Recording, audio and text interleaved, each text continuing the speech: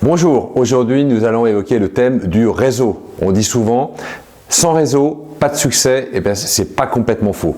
Alors je vais vous décrire aujourd'hui sous 3 étapes comment avoir un réseau solide, durable dans les affaires et le monde professionnel. La première chose, c'est qu'on doit bien entendu le créer.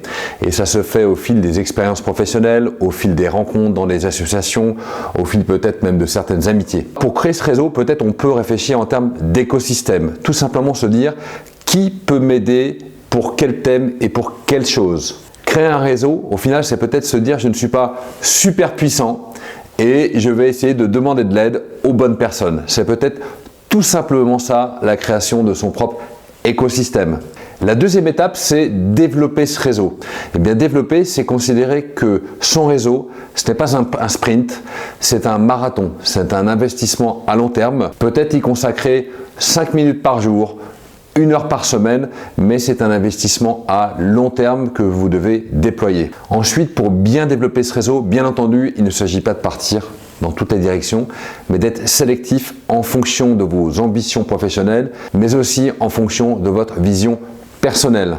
Une bonne façon de développer son réseau, c'est savoir donner sans attendre de retour immédiat, tout en étant sélectif. Quand on vous sollicite pour des conseils, pour un job, pour une discussion, rendez-vous disponible sans attendre forcément de retour.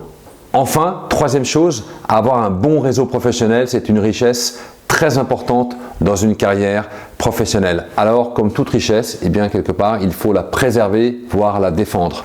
Pour préserver votre réseau, il y a peut-être 2 choses à faire. La première chose, c'est d'être patient, pas trop impétueux. Croyez-vous vraiment que les gens qui ont mis 30 ans à constituer leur réseau vont vous ouvrir leurs portes aussi facilement en 2 semaines? Eh bien non. Alors il s'agit de faire ses preuves et d'être patient de façon à pouvoir rentrer en communication avec la personne désirée. Enfin, par expérience personnelle, rien ne sert en fait d'envoyer quelqu'un au casse-pipe sans avoir introduit cette personne. Ce qui fonctionne très bien, c'est la mise en relation directe via un café, via un lunch. Pourquoi? Parce que moins de 10% des contacts que vous donnez à une personne vont aboutir. Donc, privilégiez la mise en relation directe, qualitative et sélective. Voilà, je vous souhaite plein de succès dans la constitution et dans la préservation de votre réseau professionnel. À bientôt!